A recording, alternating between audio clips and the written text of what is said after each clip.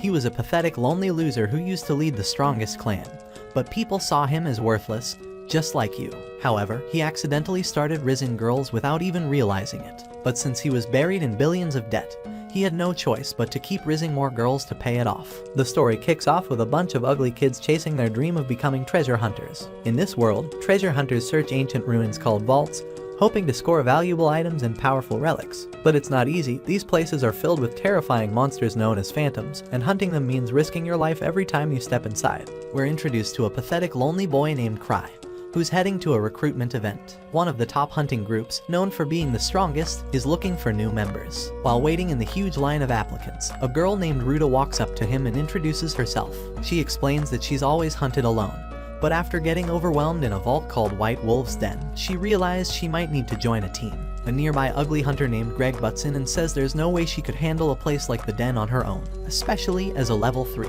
He calls her a rookie and claims there's no chance she'll make it into First Steps, the most elite clan in the city. Ruta gets ticked off and argues that the clan doesn't have any restrictions for joining. She even pulls out her daggers, ready to throw hands. But before anything can happen, someone from the guild steps in and tells them to chill. Causing trouble will just get them disqualified. Ruta's amazed to see so many people around since she's never been to something this huge before. Cry casually mentions it's actually his 5th time here. The First Steps clan isn't just one team. It's made up of multiple groups. Cry brings up the Arc Brave squad, saying they're the most powerful ones in the clan. Apparently, the 6 of them cleared a level 7 vault, which is a big deal.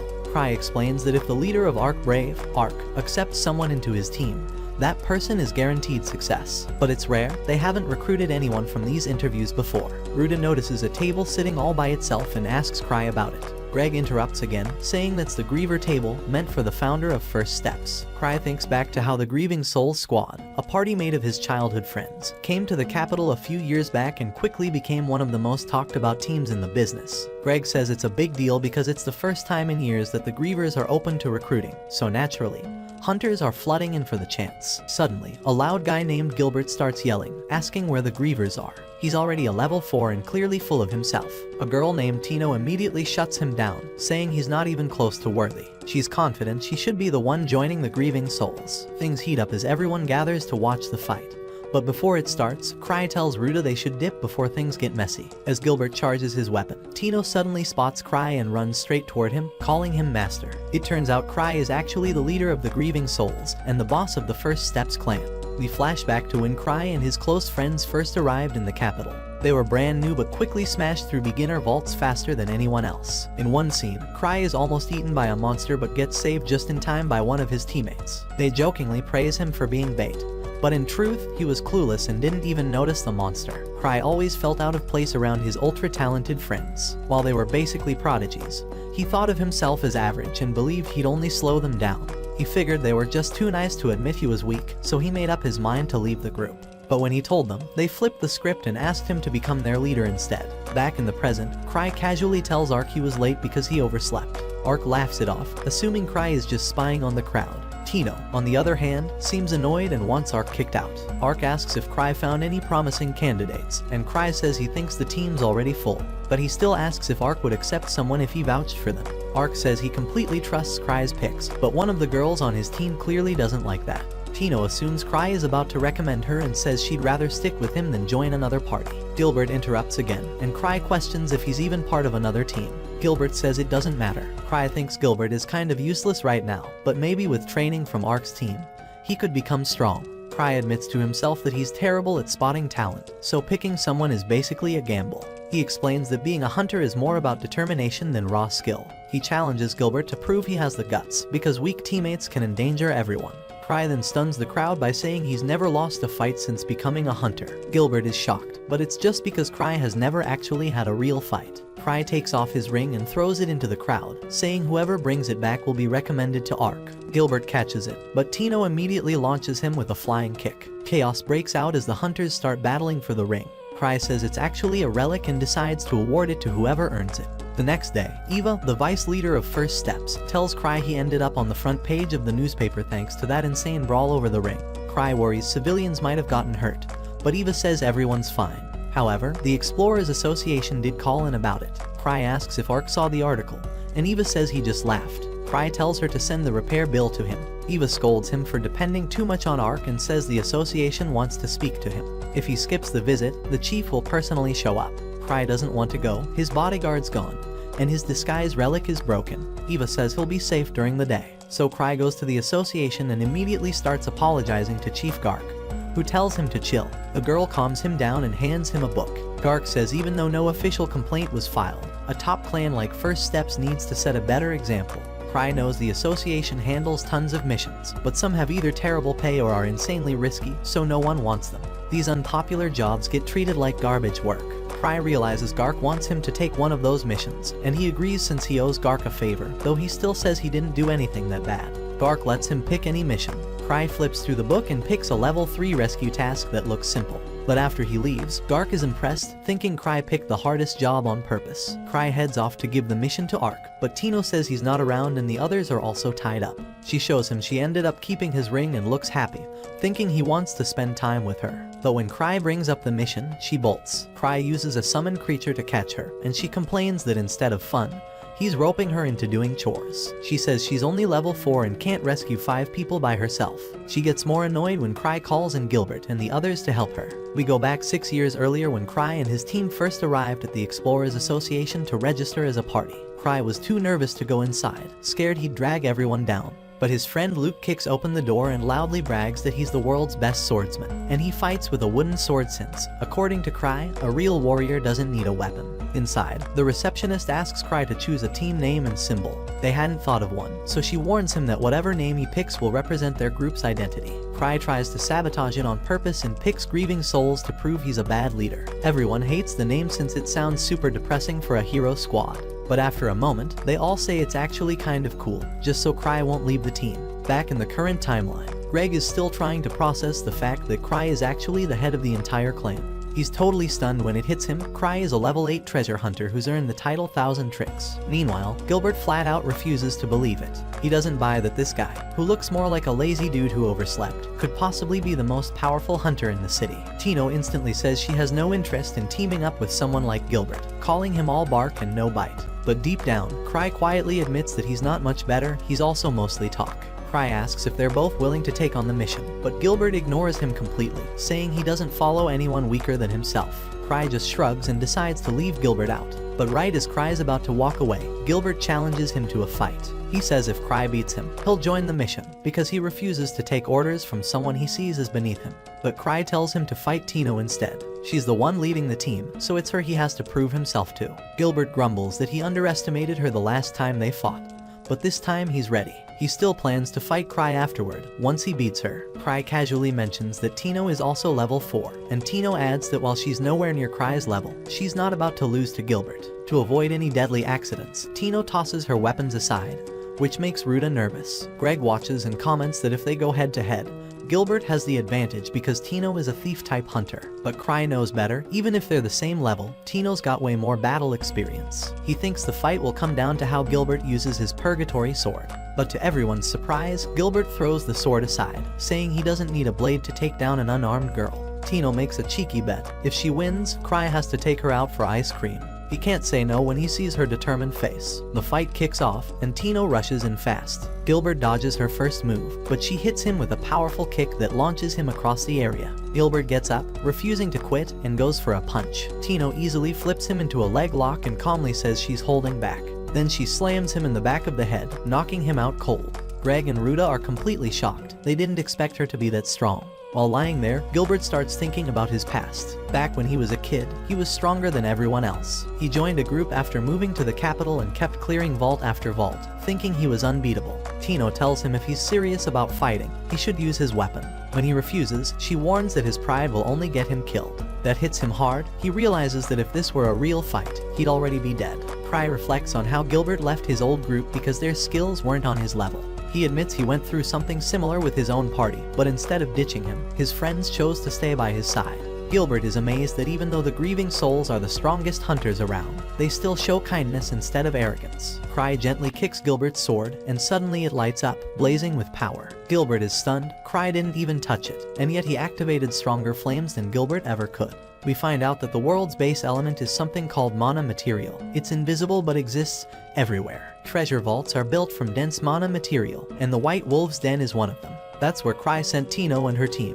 The vault came into existence after a powerful wolf species called the Silver Moon was wiped out. Now, their lingering energy gave birth to a phantom in the form of a full-blooded wolf. Cry secretly thinks the place is terrifying, but he believes the team can handle it since they're around the right level. Eva, the vice leader, asks Cry about the Purgatory Sword. He says it's so simple that even Gilbert, who doesn't know much about relics, could still get it to work. Cry even considers buying it off him, but Eva warns him not to waste money on something he doesn't need. He argues that each relic is unique, but she tells him to manage his spending better, especially since every member of the Grieving Souls earns the same pay, even if they don't contribute much on hunts. Later, Cry realizes he forgot to recharge one of his relics. He heads to a shop where a girl helps him top it up. While there, a man warns him about a rogue level 3 phantom that recently wiped out an entire caravan on the northern highway, even though the caravan had 3 level 3 hunters protecting it. The phantom took the shape of a wolf and came from the White Wolf's Den, which makes Cry nervous. The man says phantoms are getting more dangerous, and the Hunter Association is thinking about changing how they rank them. A few days ago, another team led by a level 5 hunter named Rudolph went missing. Cry flips back through the mission details and suddenly panics.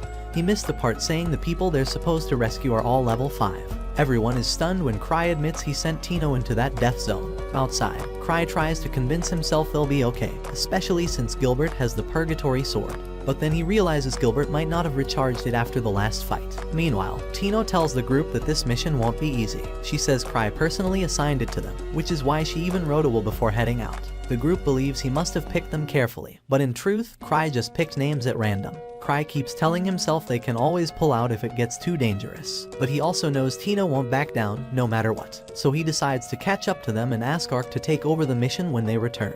He unlocks a hidden chamber and grabs a bunch of relics, pausing at one particular safe. Eva spots him sneaking out and knows he's worried. She's surprised to see he took the Citry Slime relic, which is banned, but Cry assures her it's not illegal. Still, he's running low on mana, so he packs it just in case. He uses another relic to fly out of the city. Eva watches him go and worries. The relic is hard to control and very risky. Meanwhile, Tino and the team get ambushed by a phantom, but it's different. This one has armor and is carrying a sword. Tino stays focused, determined to live up to Cry's expectations. We flash back to the Grieving Souls' early days, where Luke is stunned after his sword breaks while fighting a phantom. After bragging about beating a Cyclops, a drunk man nearby laughs at them, until they show him the Cyclops' actual eyeball. Back in the present, Tino's group manages to beat the armored wolf, but they're shocked a creature that strong was in a level 3 vault. Greg asks Gilbert why he didn't use his flame attack. Gilbert admits the sword is out of mana, meaning Cry must have drained it earlier. Ruta suggests they pull back, and Greg worries the people they were sent to rescue are already gone. But Tino refuses to abandon the mission. She believes everything is unfolding just as Cry expected. She tells Gilbert Cry probably let the sword run out of mana on purpose, to show him not to rely on it too much. They come across more wolf phantoms. Gilbert takes charge and says if he handles the ones with ranged weapons, the others will be easier. Tino calls him an idiot, but he says even without mana, the Purgatory Sword is better than a regular weapon. Tino insists she's the one in charge, and she's not going to let anyone die on her watch. She comes up with a plan. She and Ruta will draw the wolves' attention while Greg and Gilbert strike from behind. She promises she'll never use anyone as a human shield. But elsewhere, Cry is silently hoping that if someone has to survive, let it be Tino, even if it means using the others to protect her. They defeat the wolves, and Tino notes that even though the enemies are stronger, their teamwork gives them an edge. She's impressed by how well the team is working together, even though they barely knew each other before this mission. She starts to think maybe Cry planned it all. Suddenly, they're ambushed again. While fighting, Gilbert remembers the time he left his old party. He realizes they were doing their best, and he never truly appreciated them. Working with Greg, he finally lands a clean hit and feels proud to be part of a solid team. Tino senses the boss nearby, and Greg wonders if they should retreat. But she says they've made it this far without anyone getting seriously hurt, so she believes they'll find a way. Greg argues that once you hit level 4, you can play it safe and avoid high-risk fights. He's lost teammates before and doesn't want to go through it again. Tino tells him that even though he's been in the game for a long time, he still joined First Steps, probably because he wants to achieve something bigger. She thinks that's exactly why Cry picked him. She turns to Ruta and Gilbert and says this mission is Cry's way of helping them grow. Ruta, confused, asks why she was chosen, and Tino wonders if it's because of her massive cannons. Eventually, the team runs into the boss monster. Tino immediately notices that it doesn't have a helmet on and figures that's probably its weak spot. She quickly tells everyone to focus on stopping its movements while she prepares to go in for the kill. They all charge together, but the monster swats Greg like a fly and shatters his sword in the process. Just before the axe lands on him, Ruta dives in and pushes Greg out of harm's way. Tino doesn't hesitate. She leaps into the air, and even though the monster slashes her leg mid-jump, she still manages to stab it right in the neck and bring it down. After the fight, Tino gulps down a potion to patch up her leg. Greg stares at his broken sword, still stunned that it didn't survive the hit. Gilbert tries to cheer them up, saying they should just be glad they're alive. Tino hands Greg a spare weapon, but they barely have time to breathe. 4 more wolves suddenly show up and launch an attack. The group is shaken. None of them expected there to be more than one boss monster. Tino spots a route they can use to escape and points it out. But before they can move, one of the wolves blocks the path. Seeing no other option, Greg and Gilbert volunteer to hold off the wolves so Tino and Ruta can run. But Tino refuses to let anyone get left behind. Instead, she tells them to aim for the wolves' eyes. Gilbert rushes forward, taking a heavy blow as he blocks one of the monsters, while Greg goes for its legs with his sword. They get knocked back hard. Ruta jumps in, tossing her knives straight at the wolf's face. Then Tino remembers what Cry once taught her, how to use his ring relic. Activating it, she blinds the monster, giving Gilbert the perfect opening to strike. He charges in and attacks, but the wolf still throws him into a wall. He apologizes to Tino for acting on his own, but she tells him it was her fault for not giving clear orders. With the wolves closing in again, they all brace themselves, thinking this might be the end. Out of nowhere, Cry crashes into the battlefield, smashing one of the wolves straight into a wall. The creature staggers back up and lunges at him, but it's shocked when its attack bounces off a shield protecting Cry. He fires a huge energy blast from his ring relic, and Greg watches in awe. This is the strength of a level 8 hunter. But when the smoke clears, the wolf is completely fine. Cry frowns, realizing his rings aren't strong enough to deal with enemies like this. He is confused. The wolves are carrying weapons now, and he just wants to get everyone out alive. He pulls out a vial to summon Citri's slime, a powerful backup relic, but it's empty. Thinking fast, he uses a relic to create a smoke screen and yells at everyone to run. As they escape, Ruta watches Cry limping and assumes he's slowing down to match Tino's pace because she's injured. But in reality, he's just a terrible runner. Tino also believes he's protecting her, and she flashes back to when they first met, back when she was nearly kidnapped, and the grieving souls showed up just in time to save her. From that moment on, she looked up to them like heroes. They finally shake the wolves and get to safety. Ruta thanks Tino, saying they wouldn't have made it without her. Cry apologizes for putting them in such a risky situation. He uses a healing relic to fix up Tino's leg and tells the group they should be thinking about finding a way out, not looking for any more fights. But in truth, he's clueless and has no idea where they even are. We cut to a flashback of Cry showing off all the random relics he bought to his friends. They're excited at first, and Liz asks him to pick one for her. But Luke interrupts, saying he should choose something for everyone. Citri points to a bag she likes, and Cry tells her it's a magic bag that can hold an unlimited amount of stuff. She thinks it must have been expensive, but he admits it was cheap because it only holds chocolates. Liz tries on a bracelet but suddenly collapses. Cry explains it's a labyrinth ring that messes up your sense of balance. Luke grabs a sword that looks cool but starts to lose control of his mind. Turns out it's cursed. They all laugh, realizing every relic Cry bought is total garbage, but they decide to keep them as training gear anyway. Back in the present, Cry wonders why he's the one leading the group when he clearly doesn't know what he's doing. He thinks maybe Tino or Ruta should take over since they're both thief class and better with directions. Gilbert asks if they're going the right way, but Tino tells him that figuring out Cry's plan is part of their training. Then she shocks everyone by revealing that they're not heading to the exit, they're on a different path entirely. She memorized part of the map before they left and realized that the only way out is actually through the boss room. Ruta, even though she suspects Cry is just winging it, asks him where they're going. Cry still has no clue. He thinks maybe they should turn back, but the rest of the team rushes ahead. Tino tells him this is exactly why they trust him. Confused, Cry looks around and is stunned to see they've stumbled onto the missing group, Rudolph and the other level 5 hunters. The rescued group thanks them, but Tino says all credit goes to Cry for guiding them. Ruta gives out potions, but the others are exhausted and need food. Cry opens his chocolate-only magic bag and starts handing out sweets. Greg admits that when he first heard a level 5 squad had gone missing, he thought it was a joke. Rudolph explains they didn't expect the enemy to be so powerful. Gilbert is puzzled. Those wolves were tough, sure, but not unbeatable. That's when Rudolph drops the bomb. They weren't taken down by multiple phantoms. It was one, and it had a skull face. Everyone freezes. Rudolph says it's probably the curse of the Silver Moon, a vengeful spirit formed from the wolves that were hunted into extinction. Their lingering hatred turned into an insanely powerful phantom. He says the one they fought might be as strong as Thousand Swords himself. Cry silently scoffs at the idea. His friend Luke, Aka Thousand Swords, mastered every sword style, and is so broken he can slice enemies in half with a wooden stick. Cry doesn't believe any phantom could match that. Ruta asks what the plan is, and Cry says they should all just leave the vault. But he adds that since Tino is technically in charge of the mission, they'll go with whatever she decides, mostly because he's scared to lead. Tino agrees they should get out. Her leg's healed now, and she's ready to run. Cry tells her to watch out for the others, but he's really just worried about keeping up since he's the slowest in the group. As they near the exit, Rudolph says he'll stay behind to buy time if the phantom attacks again. But Tino refuses to let him sacrifice himself. She believes that as long as Cry is with them, they'll all be okay. Cry, meanwhile, knows he can only save one person if things go bad, and that's Tino. He checks his safety rings and realizes he only has 5 left. If he gets hit 5 more times, he's done. He doesn't have any more relics to fall back on. Just then, the wolves start howling, and the phantom appears right in front of them. But before they can react, a second one shows up, and suddenly kicks the first phantom straight into the wall. Everyone's stunned. That second phantom pulls off her mask. It's Liz. Cry recognizes her immediately and tells her to take the mask off. The others are confused about who she is, but Liz is offended they don't know her, especially since they're with his team. She says she came to the capital looking for Cry, but Eva told her he went to the wolf den. She's furious with Tino, her own student, for struggling against such a weak enemy. Gilbert tries to jump in, but Liz launches him like a rocket. Then she turns back to Tino, who drops to her knees, completely crushed. Liz scolds her harshly, yelling that she's not strong enough. Tino apologizes, but Cry steps in and says she actually did great. She completed the mission. He tells Liz to cut her some slack. Suddenly, the phantom returns and summons a wolf with a literal Gatling gun. Liz gets ticked off. She feels insulted that this monster thinks it can beat her with something so basic. The wolf fires, but Liz dodges every bullet with ease and even snatches a few out of the air. She mocks the attack, calling it outdated junk, and then explodes the wolf by jumping on it from above.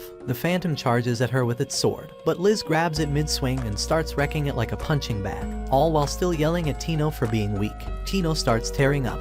Cry watches and smiles a little. He remembers how Rudolph thought the Phantom was on Luke's level, but in truth, every member of the Grievers is insanely powerful. That's because they all pushed each other to the limit growing up. Everyone finally returns to the capital. Gilbert tells Cry he wants to give him the Purgatory Sword because he plans to restart from scratch and go train with his old team. Greg tells him to apologize for how he acted in the past. Gilbert agrees and asks everyone to thank Cry for everything. He says one day, he hopes he can be strong enough to catch bullets like Liz. They all laugh, telling him that's not gonna happen. Tino adds that their masks are specially made anyway. Then we flash back to when Cry first ordered the masks for the squad, only to realize he forgot to include holes for the eyes. But the others wore them anyway, thinking Cry did it on purpose to make them stronger by fighting blind. Back in the present, Cry is freaking out of his mind as he flips through every corner of his room, trying to find that dangerous slime. But no matter how hard he searches, it's nowhere. Eventually, he tells himself to forget about it. Maybe he's just overthinking. A flashback takes us back to a year ago. Citri, the group's genius alchemist, had handed him a mysterious vial containing a dangerous slime. She asked him to hold on to it. When he casually tried to open it, Citri yelled at him to stop, warning that letting it loose could literally destroy the capital. That was the moment Cry realized just how deadly it really was. Now, he's panicking again. He remembers that when he tried using it back in the wolf den, the vial had been completely empty. He tells himself it must still be in his personal vault, a sealed storage that's impossible to break out of. But the more he thinks, the more he suspects the vial might have been empty the whole time. Maybe Citri was just pulling one of her twisted pranks. Even so, that gut feeling won't go away. The next morning, Cry wakes up groggy and drained. The worry from last night hasn't left him. As he stumbles into the hallway, he runs into Eva, who tells him that the Explorers Association wants a full report about what happened in the wolf den. Cry shrugs it off and says Tino was the one in charge, so she should write it. Eva replies that Tino's busy. She's getting destroyed in training by Liz. Still thinking about the slime, Cry casually asks if anything strange has been happening in the city. Eva doesn't know what he's getting at, so he brushes it off and heads toward the training grounds to check on Tino himself. After he leaves, Eva quietly reflects. Lately, strange things have been happening all over the capital. Odd incidents, unexpected monsters, vanishing relics, and yet, somehow, Cry always seems to sense it ahead of time. When Cry arrives at the training area, he finds Sven, the leader of the Obsidian Cross Party, waiting outside. Sven tells him to stop Liz before she kills Tino. Cry thinks he's overreacting, until he opens the door and sees Liz standing over Tino's collapsed body, looking disappointed. Liz stares down at Tino, clearly frustrated. "This is all you've got," she says. She lifts her arm, ready to go for another strike, but Cry jumps in and tells her to cool it. Liz mutters that Tino has more natural talent than she ever did, yet for some reason, she's still too weak. Just then, Tino grabs onto Liz's leg and says she can still keep going. and somehow, that's enough to continue the insane training session. Cry sighs, knowing he can't stop them when they're like this. Sven updates him. The northern route has been shut down after a multi-phantom attack. That reminds Cry of how off things felt at the Wolf Den. Maybe that's why Gark from the association wanted to meet. Cry wishes Ark were back in the capital so he could dump all of this on him. Since he's not, Cry decides to stall. He sends Sven to meet Gark in his place, claiming he's too busy. As Sven walks off, his teammate Henrik asks why Cry never goes out on missions. Sven tells him he's still new, so he doesn't get it. Cry looks lazy, but he's no joke, Sven says. Don't judge the guy by his vibe, he's a monster. Meanwhile, over at the association, Gark is deep in thought. He's still trying to figure out the strange energy at the Wolf Den. Cry is the only one who's been there recently, so Gark suspects he's hiding something. At a hidden lab in the shadows of the capital, we meet Noctis, a mage working with the Akashic Tower. He's surprised to hear that someone like Cry might be catching on to their operations. He doesn't want to take chances, so he calls in his right-hand enforcer, Sophia. We learn that the Akashic Tower mages have secretly been draining the energy from the vault's ley lines. Their goal is to create artificial vaults for experimentation and control.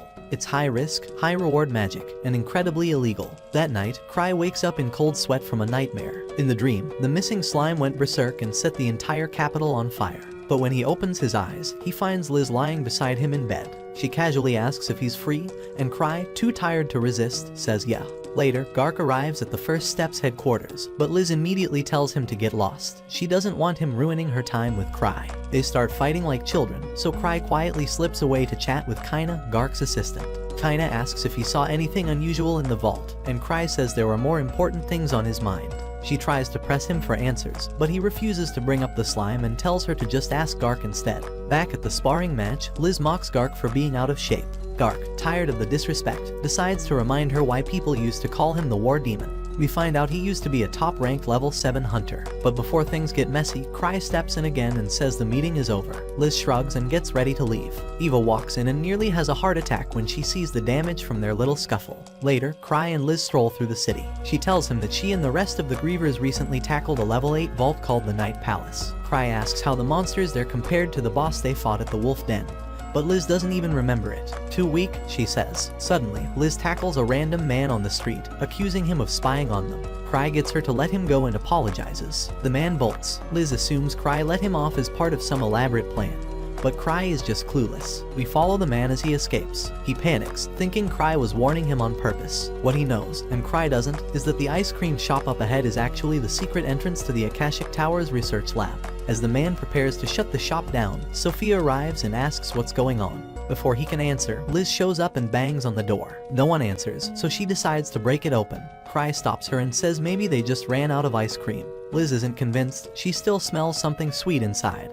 But he talks her into leaving. Back at the guild office, Liz is grumpy about missing dessert, but Cry is still too preoccupied with the slime to care. He asks if Citri's back from the Night Palace, and Liz offers to help instead. But Cry insists he needs Citri specifically. Only she has the knowledge to deal with whatever's going on. Eva arrives and tells him that the investigation at the Wolf Den is ready to begin. Sven's team is already in position, and a relic specialist is being sent in too. Cry is just happy he doesn't have to go himself. He trusts Eva to handle it. Elsewhere, in the Akashic Tower's main chamber, the mages hold an emergency meeting. They've figured out Cry has discovered their hidden base. Flick, one of the higher-ups, suggests staying calm. Since they don't know what Cry is planning, they should wait. Noctis asks Sophia for her thoughts. Everyone is stunned when she says they should attack first. Flick reminds her that Cry is level 8. He's not someone you pick a fight with lightly. But Sophia thinks this is the perfect chance to test their lab's security. If they wipe out Cry's group, there won't be anyone left to stop them. Noctis isn't thrilled, but he lets her do whatever she wants. He knows Cry has already caught on, so escaping unnoticed isn't an option anymore. Meanwhile, Tino is walking through town when she notices a huge crowd of hunters gathering at the guild. One of them tells her that they're working with the association to check out the Wolf Den. She thinks it's overkill, but the guy explains that Cry wanted Ark to lead the mission, since Ark's away, and he's one of the strongest level 7 hunters around. They had to bring in extra muscle to make up for it. Cry and Eva arrive soon after. Cry is surprised by how many people showed up. Eva says they're all replacements for Ark. Cry immediately worries about how expensive this is going to be. He suggests cutting the squad in half, but the hunters argue that if a threat required Ark, they'll need the full team. Eva says not to worry, Gark's helping pay for it. But Cry's main concern is that the missing slime might really be inside that vault. Liz shows up and jokes that she could handle the whole thing herself. She asks Cry to let her join, but he declines. He knows she'll only stir up trouble, and worse, she might drag Tino along, who's still recovering. Eva then turns to Cry and asks if he will lead the mission. The hunters cheer at the idea, but Cry passes again, saying Sven is better suited. He claims he has important business, but in truth, he plans to show up right before it's over and act like he helped. As the squad gets ready to leave, Liz insists on tagging along, but Cry tricks her by assigning her a made-up urgent task to keep her busy. Just before the team sets off, someone asks Cry if there's anything they should watch out for. Cry simply says, "Be careful around slime-type monsters." Everyone looks confused. Slimes don't normally appear in the wolf den. Back at the Akashic Tower, Noctis receives word that a team of hunters is approaching. His subordinates panic, but Sophia is confident. She says only Cry, Liz, and Citri are in the capital. She's not worried about Liz, they can neutralize her strength. Cry is dangerous, but without someone to support him, his strategy won't be enough. Noctis says the real threat is Citri, but Sophia assures him that the lab's defense system can shut down her alchemy. Still, she warns that Citri has been getting too close to their experiments, so it's time to take her out. Noctis agrees and gives Sophia full command. All other mages are ordered to follow her lead, because now it's only a matter of time before the real battle begins. Meanwhile, deep inside the wolf den, Sven and his team are cautiously exploring. Everything looks normal so far, which makes Henrik question why they even accepted the mission in the first place. He grumbles that it feels more like cleanup duty for one of Cry's messes, but Sven reminds him they didn't have much of a choice. It was a direct order from Gark himself, ignoring that would have meant serious consequences. Henrik continues to complain that this whole thing feels like a wild goose chase, but Sven tells him not to underestimate Cry. One day, he says, you'll understand just how good that guy really is. Right then, Sven receives a message, Cry's warning about the slime. Without hesitation, he tells Henrik to blow the emergency whistle. The loud blast echoes through the vault, alerting all teams to evacuate immediately. Some hunters think it's overkill. A guy named Jane scoffs at the idea, calling it a waste of time. It's just a slime, he says. You're panicking over nothing. But Sven shuts him down fast, explaining that Cry has this weird ability to sense things before they happen. He even recalls the time Cry made them bring weapons to a flower viewing, which ended up turning into a trap vault called the Prism Garden. Jane is stunned, and Sven casually reveals that he spends a ton of money on communication relics, just so he can get Cry's updates in real time. Elsewhere, Liz keeps following Cry around, pestering him. She wants to fight something big in front of him, just to show how strong she really is. Cry, already stressed, keeps dodging her requests until the mission's over. Then, Citri suddenly shows up. Liz is surprised to see her, asking why she's back so soon. Citri calmly says she had a gut feeling something bad was about to go down, so she came to help. Flashbacks show Citri's childhood with Cry. She always told him that since she wasn't strong like the others, she needed to fill in the gaps. That's how she ended up becoming the team's brilliant alchemist, not to fight, but to keep them all alive. Back in the present, Citri tells Cry that her slime evolved, and even though it's improved in ways she didn't expect, she still considers it a failed experiment. She reassures him that it won't harm them since she programmed it not to attack either of them. But she thinks the slime may have learned to open his vault and slipped out through the bath drain. She promises to clean up the mess, but warns him that if the slime continues to mutate, the entire investigation team might get wiped out. Back in the den, Sven finds out Cry and Liz won't be joining anytime soon, so it's all on him now. He gathers the other hunters and asks if anyone's had experience fighting slimes. Most of them laugh. Slimes are the weakest creatures out there. One guy even jokes that he probably stepped on one without noticing. Sven presses harder. Did anyone bring gear for fighting slimes? They begin listing slime weaknesses: salt, fire, magic, freezing. Jane gets annoyed and says they should stop panicking. He claims he'll handle the slime himself if one shows up. Sven mocks him, telling him to write down his next of kin so they know who to notify after he dies. Jane storms off, calling everyone crazy for trusting a guy like Cry, who didn't even show up. Then, a girl named Talia speaks up and introduces herself as an alchemist. Sven is surprised. He thought Citri was the only one. Talia explains she worked in Citri's lab, helping research slimes. She shows them a special compound, a drug she claims can kill any slime. Everyone feels more relaxed. Back at the Akashic Tower base, Noctis checks in with Sophia, who says there are fewer than 100 hunters, and most of them are rookies. She's confident they'll be easy to crush. Sven, meanwhile, prepares the strategy: secure the inner area of the vault, use whistles for signals, and keep support squads outside for rescue backup. At first, everything's calm. Some teams report spotting only a few wolf knights. Henrik admits he doesn't know Cry that well, but trusts Sven's call. Jane, still doubting everything, wanders deeper into the forest. He thinks if Ark had given the order, he'd take it seriously, but not Cry. Suddenly, he hears a rustling noise. He assumes it's a wolf, but is shocked to see two mages alongside a chained-up wolf knight, holding a syringe filled with glowing material. The mages talk about how Sophia is their master's favorite, even though she's useless at real magic. Jane charges in, managing to knock one mage out. The other retaliates with a fire spell, which he blocks with his shield, though his arm gets burned. The mages mention Cry, wondering if Jane was sent by him. He denies it. Then, they inject the wolf with the syringe. In seconds, the creature mutates into a massive slime-like phantom. The mages explain it's been corrupted using mana material, and is now drawn to the strongest energy source. The beast lets out a roar, alerting every hunter nearby. They rush over and find Jane badly injured. He confirms Cry was right, the slime is real. The giant monster emerges. Talia stares in horror, saying she's never seen a slime that big before. Sven notices it's moving slowly, and orders the casters to create a distraction. He tells everyone to aim for its legs, but even his own arrows bounce off. Henrik helps carry Jane to safety, and Jane explains how the wolf knight was turned into that thing. Sven realizes both weapons and magic are useless. One hunter yells, "What do we do now?" Sven responds, "Even if we can't beat it, we can't run either." He grabs the drug from Talia, who explains it'll cause the slime to self-destruct on contact. Sven distracts the monster and lures it into jumping. As it lands, he plants the vial beneath it. The slime touches the liquid, and nothing happens. Everyone freezes. The drug didn't work. Sven realizes this isn't just a slime, it's something worse. But another hunter reminds him that Cry didn't say it was a slime. He said it was slime-like. That's when Citri shows up. She explains that the creature has a magical shield, which is why nothing works. Cry had a hunch things would get dangerous, so he sent her ahead. She tells them this phantom's force field blocks both physical and magical damage, and it's converting its own body into energy using surrounding mana, and she's the biggest mana source here. As the slime targets her, Citri dodges every attack with ease. She gets close and tosses another chemical vial into the air. Sven fires an arrow, hitting the container mid-air. The slime is instantly vaporized. Gark suddenly arrives in full armor, shocking Sven. Citri casually explains Gark gave her a ride. She can't sprint like Liz. At the Akashic Tower, Noctis is stunned. Citri just took down the demonized phantom like it was nothing.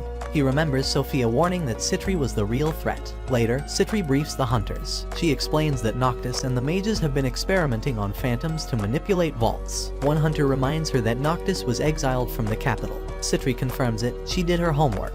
She believes the monster they fought was one of the tower's test subjects. Talia suggests there must be underground equipment powering these transformations. Citri agrees. That level of manipulation needs serious machinery. She warns there could be more of these creatures and admits she only had one dose of anti-mana solution left, which she just used. She says she's not a great fighter, but she's determined to help however she can, and believes they'll make it through if they stick together. Later, Henrik compliments Citri to Sven, who laughs and tells him not to be fooled. She's a powerful weakling, he says. She's part of the grieving souls. She'll survive, even if it means sacrificing you. Back at the Akashic Tower, Flick is furious. Sophia ordered the release of the demonized phantoms one by one, which he thinks only helps the hunters pick them off.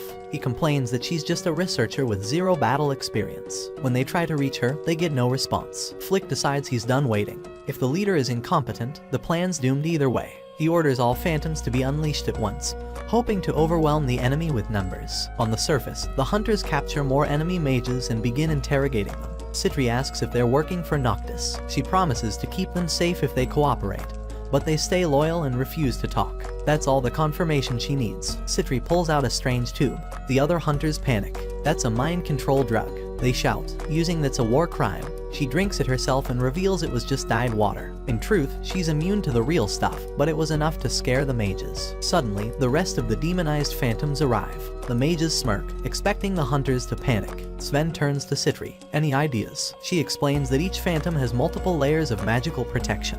The only way to beat them is to figure out what kind of shield each one uses. As they prep to fight, Citri notices something strange. These phantoms are stronger and faster than before. She calls the shield bearers to the front and asks them to test the direction of the barrier. When contact is made, she yells at them to drop their shields, but one hunter ignores her and loses his arm. She quickly realizes the barrier is rotating, which lets the phantom dodge everything.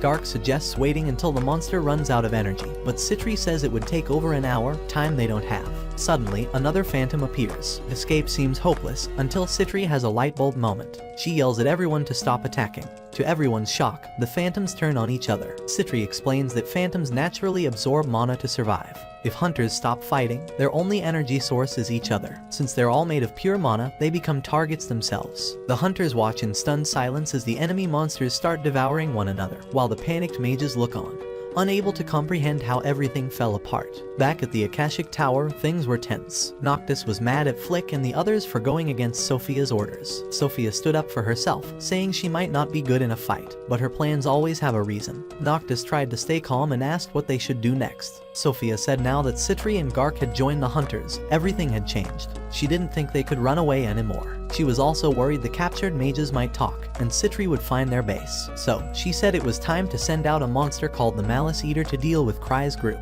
Noctis warned it wasn't fully ready yet and someone would need to control it. She told Flick this was his time to prove himself. Meanwhile, Talia was watching Citri, feeling both amazed and jealous. She thought Citri was super smart and never gave up, but it also made her feel like she could never catch up. Sven noticed she looked upset and tried to cheer her up. He joked that maybe Cry should have told them it wasn't a normal slime, and also pointed out that the mages were staring at her, probably because of her red hair. Gark suggested they might have to retreat, but Citri surprised everyone by saying she had already found the enemy base. She explained how she figured it out by following the flow of magic. She asked the mages if she was right, they lied, which told her everything she needed. She said they needed to attack before Noctis got away. The mages shouted for Sophia, and Sven asked who that was. Citri said she was her rival and this time she was going to catch her for real. Cry and the others were getting close to the den. Cry looked annoyed because he wanted to show up after the fight, not before. Liz told him to hurry because Citri might be in danger, but he thought if anyone was going to die, it'd be him. He didn't even bring any gear. It was too dark to see, and Tino tried to hold Cry's hand, but Liz pushed her away. Back near the fight, Gain was hurt and regretting not trusting Cry earlier. Citri told him that even though Cry didn't seem strong, he was incredibly smart and could probably reach level 10 someday. Gain figured Cry must be some kind of super warrior, but Citri said even if Cry lost to a rabbit, it wouldn't matter. His brain was his real power. Suddenly, lightning struck and Flick showed up, riding the huge Malice Eater monster, thinking he had taken everyone down. But Citri was totally fine. She even pulled out a water gun filled with healing potion and revived Sven. Sven jumped up and knocked Flick out, but the monster was still dangerous. Just when it was about to finish him off, Gark stepped in and destroyed it in one hit. Noctis was disappointed because Flick ignored orders again and only brought one Malice Eater. Some of the mages started wondering if Cry had planned this all along. They thought about releasing all the monsters, but Noctis stopped them. He said they still had one last move, Sophia. Outside the enemy base, Citri and the others were ready to go in. Gark said he wanted to lead the charge to prove he wasn't washed up. Cry and Tino arrived late, and Liz said she wanted to handle things before he got there. Citri saw the fight was nearly over, but the golem, Acacia, was still causing trouble. Noctis brought out the giant golem they'd been working on. It was super strong and hard to damage. Gark blocked its first hit, but the other hunters were struggling. Some of the escaped mages got away in the chaos. Gain wanted to run, but then Liz showed up and blasted one of the monsters, giving the hunters hope. Cry, still hanging back with Tino, worried about not having Liz to protect him. Tino felt something nearby, but Cry told her to ignore it. The mages watching were confused why Cry wasn't reacting at all. Liz was wrecking monsters, and Citri was trying to figure out how to stop the golem. It was way stronger than it looked. Even after Gark froze its leg, it didn't fall. Liz said her time was up just as Cry arrived. She wanted to finish the fight before he got there. The golem tried to attack Cry, who couldn't even see it in the dark, but it was suddenly blown away by something. No one knew what happened, especially not Cry. After the fight, the mages managed to escape, but all their tools and notes were taken. Citri thanked Cry and said she'd deal with her rival herself. The captured mages regrouped with Noctis and told him Sophia had snuck into the hunter team. Noctis couldn't figure out what she was up to and said it was time to leave the city. He ordered his team to call Sophia back. Back at the guild, Gark asked Cry what he knew, but Cry played dumb and told him to ask Citri. The officials didn't want to question her because a few years ago there was a prison break that had her name tied to it, though Gark had defended her. Later, Talia was brought before Noctis, and he told her to stop pretending. The monster growled at her, revealing she wasn't Sophia. The real Sophia then appeared, and said she wasn't real at all. She revealed she had always been Citri in disguise. Noctis was shocked. Citri explained Sophia never existed. She had made it all up to sneak into the Akashic Tower. She admired Noctis's talent but said it was time to stop. She admitted she leaked the truth to Cry and helped get strong hunters involved. She said she made the golem jump back because otherwise the battle would have caused too many deaths. Flick tried to send a Malice Eater to attack her, but it didn't work. Noctis hit her with fire, but her slime absorbed it. The mages panicked as Citri showed she had created something even stronger than the golem, a creature called Killium. It was a mix of different monsters, and she had used the prison break to collect the parts. Noctis said she was crazy, but Killium destroyed him. Later, Cry asked Citri what happened to Talia. Citri said she just lost some memories and that it was probably for the best. Cry had no idea what she meant, so he just nodded and moved on. After everything that happened, a meeting was held at the association to talk about the chaos. Cry helped Citri convince the officials to hand over one of the Malice Eater monsters and the golem from the earlier battle. One of the officials was confused. He thought a Malice Eater was a fancy drink, and everyone just stared at him, shocked. Once the meeting wrapped up, Citri thanked Cry for having her back. She managed to get one of the Malice Eaters and went off to pick it up. Cry was about to head out to the lobby, but Gark suddenly stopped him. He wanted to chat. Gark told him about a team called the Fallen Fog, a group of hunters from the mysterious land of Fog.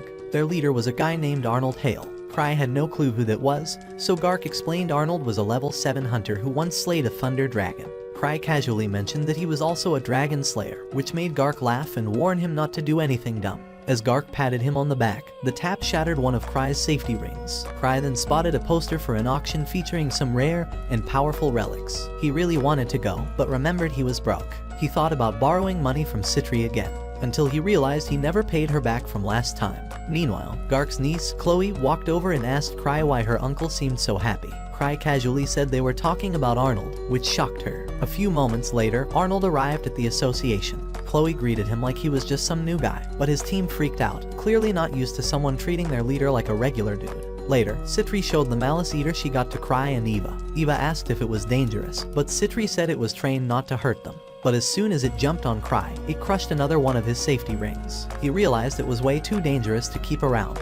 He knew he needed to recharge his relics, so he asked Citri when his sister Lucia would return. Citri said it might take a while because Lucia was helping someone named Luke fight a swordsman phantom deep in the Night Palace. To help Cry, Citri gave him a relic ring that stores a single magic spell, and reminded him that Lucia had given him one too. Meanwhile, the Fallen Fog crew was still upset that Chloe didn't recognize Arnold. They decided to prove they weren't to be looked down on just because they were outsiders. Back at the clan, Citri gave Cry a massage while he stressed about his drained relics. Citri knew only Lucia had the mana to charge them, but promised to come up with something. She ended up gathering some hunters and told them they were doing a new magic growth training that Cry invented. She claimed it could help them become as strong as Lucia. Sven was speechless. She asked for volunteers. 2 members of the Starlight Party, Chris and Lapis, stepped up. Chris got annoyed when Cry didn't greet Lapis, but Lapis told her to calm down.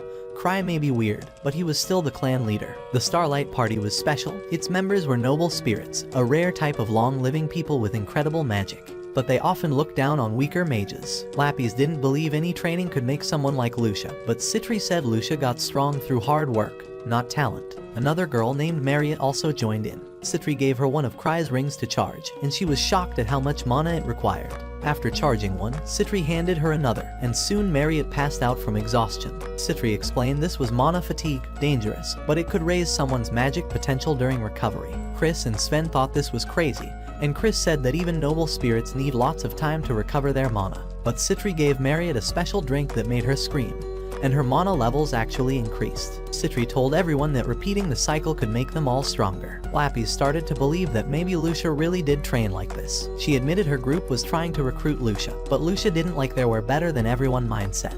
Chris got annoyed and challenged Citri to give her all the relics to charge. As she began charging them, other hunters joined in too. Meanwhile, Ark was offered a job by a guy named Sandrine, but he turned it down, saying he still had a lot to learn from Cry. Sandrine brought up a man named Lord Gladys, whose daughter Claire was looking for Ark. She even appeared right behind him. Back at the clan office, Cry and Citri went to meet Liz, who was apparently showering. When Liz came out completely naked, Citri quickly blocked Cry's eyes and told her to put clothes on. Liz asked if he needed something, and Cry said he wanted to celebrate their return.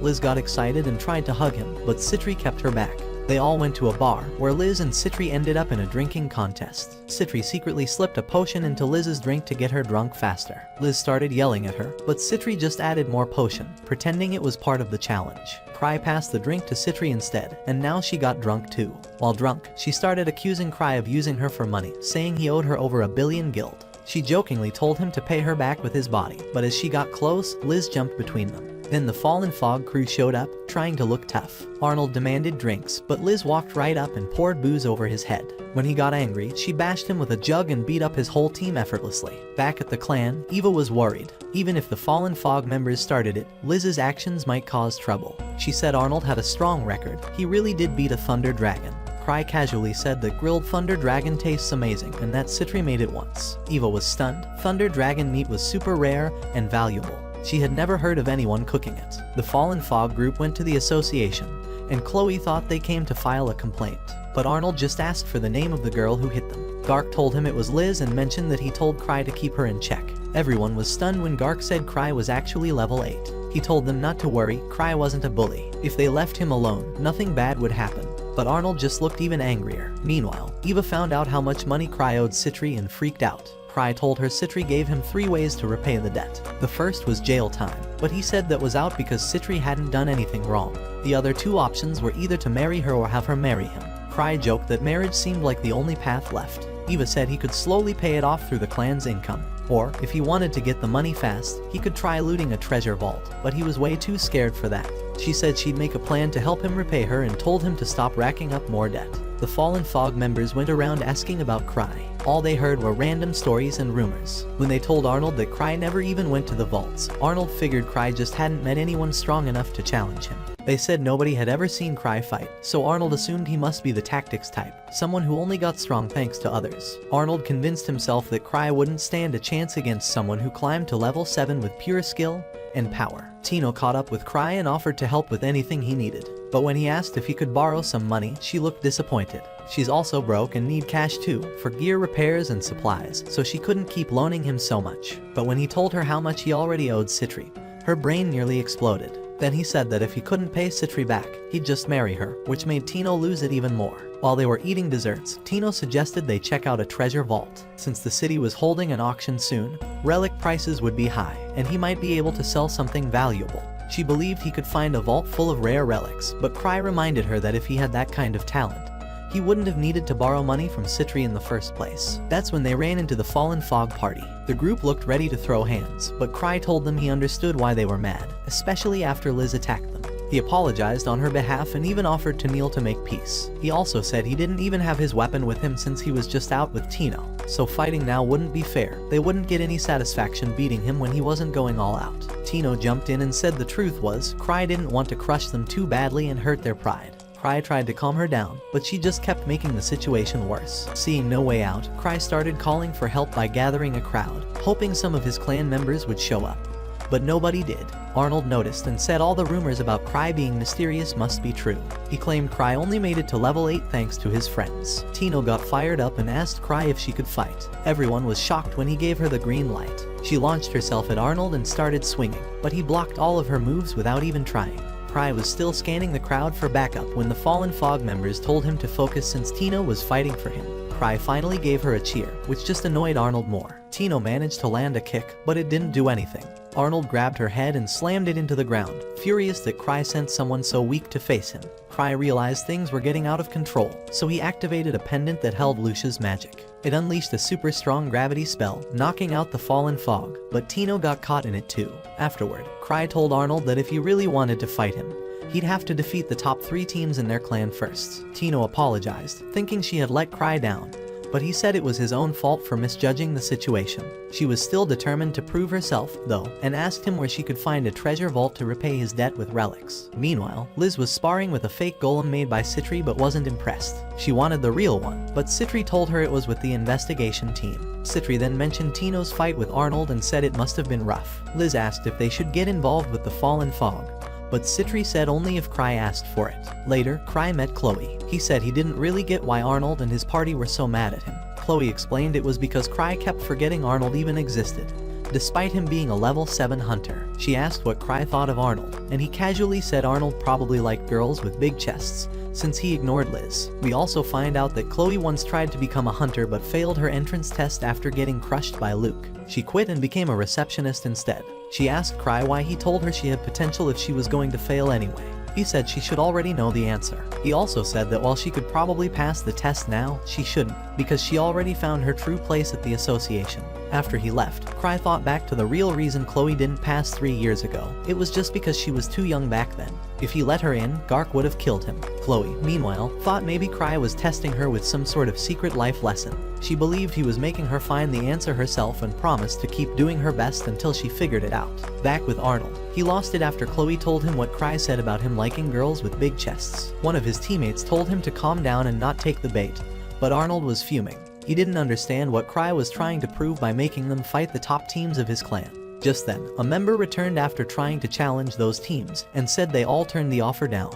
Arnold was even more annoyed, but they decided to check out the auction instead to find some good equipment or maybe sell a weird relic that nobody wanted back in the land of fog. Meanwhile, Cry and Tino visited a man named Mathias to show him a relic Tino had found. Mathias said it looked like an outer relic, possibly from a super high-level relic group. Cry was pumped and wanted to know what it did, but Mathias said it couldn't be identified unless it was activated, and he'd need time to study it since he was swamped with auction appraisals. While he and Tino chatted, he let Cry browse the relic collection. Mathias told Tino she reminded him of his granddaughter, and advised her to lean on her friends when things get tough. He even said Cry, despite being weird, could be helpful sometimes. Tino said she admired Cry and felt like she wasn't good enough compared to him. That made Mathias yell at Cry, wondering what nonsense he had been teaching her, but Cry was too distracted checking out relics. He found one called Reverse Face, a relic that could change someone's appearance. The one he had before got destroyed by Liz, and he really wanted another so he could walk around unnoticed. Mathias told him to get lost since he was busy, but Cry begged him to contact the relic's owner so he could make a direct offer.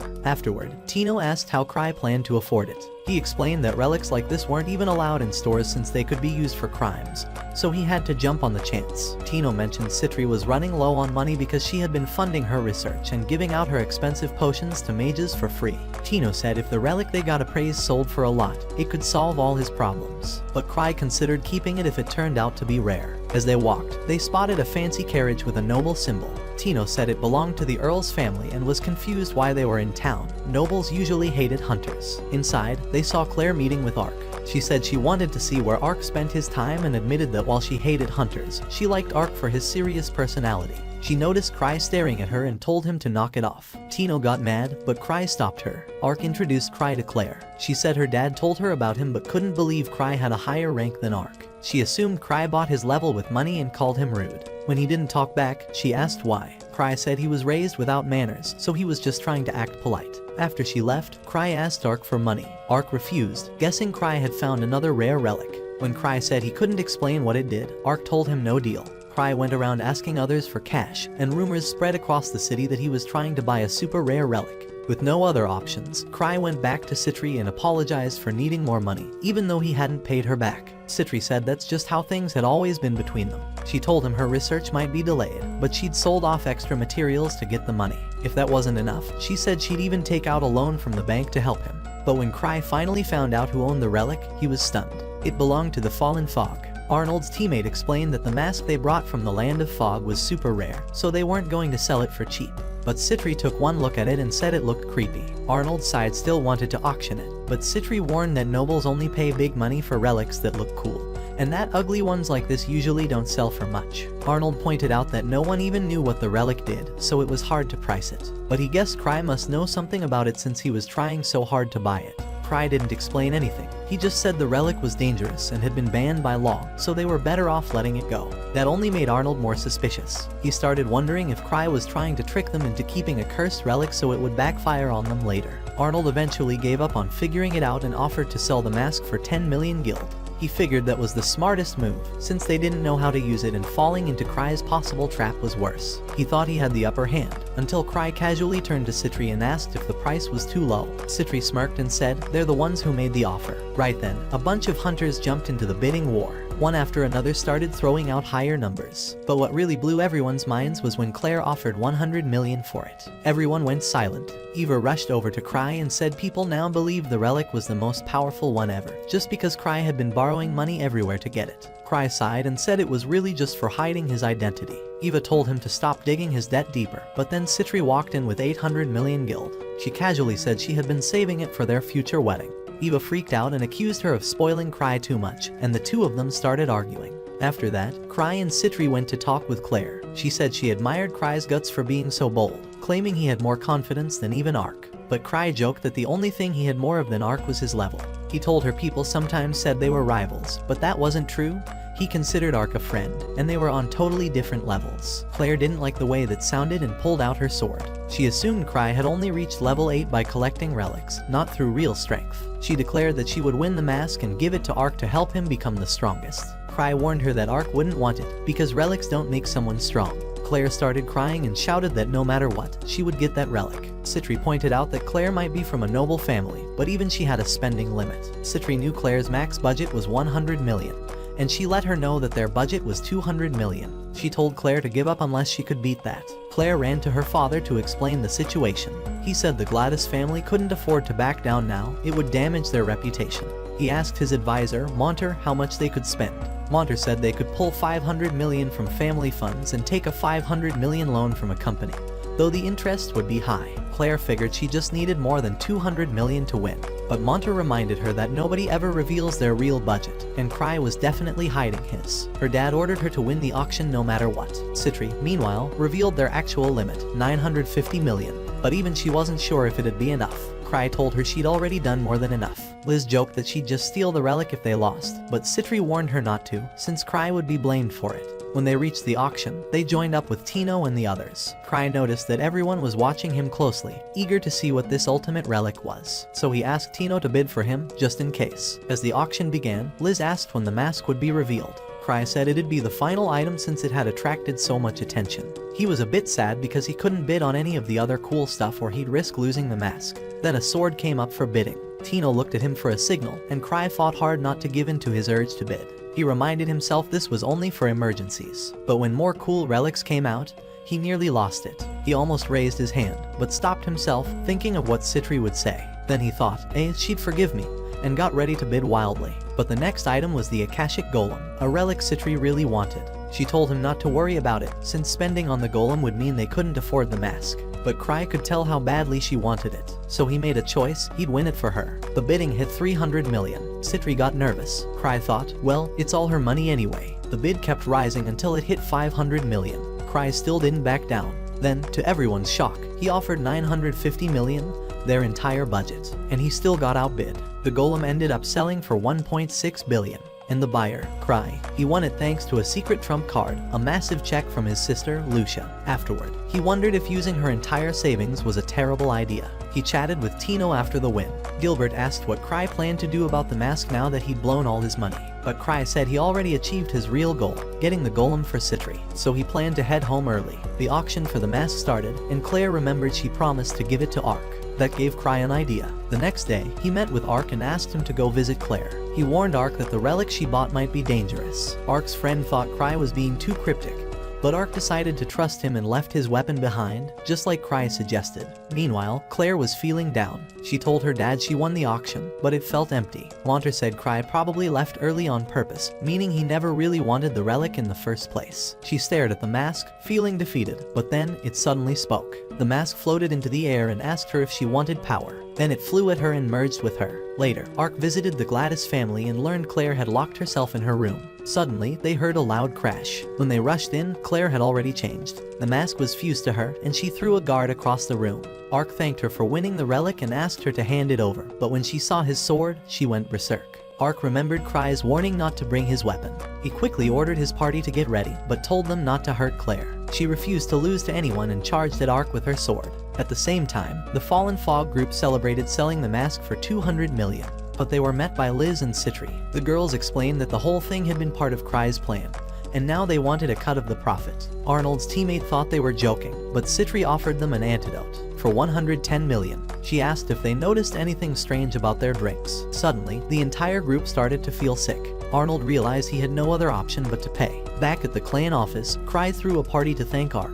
Ark handed the mask to Cry as a gift. Cry was pumped to finally try out the reverse face relic. He put it on immediately. The mask clamped onto his face, scanned his stats, then declared he was too weak and had zero ambition. It rejected him on the spot and flew off. Cry stood there, stunned. It wasn't the reverse face after all, but something even rarer since it could talk. Claire, who had been possessed by it earlier, handed it over to Cry, saying it was his now. Citri and Liz came back with the money, and everyone enjoyed the party. But as Cry looked around at all the happy faces, he remembered something. The mask had activated for Claire. and he'd feel pathetic. Even Claire, someone who lost control of it, was stronger than him. And that's where this video ends. Watch this following video and I'll see you in the next one.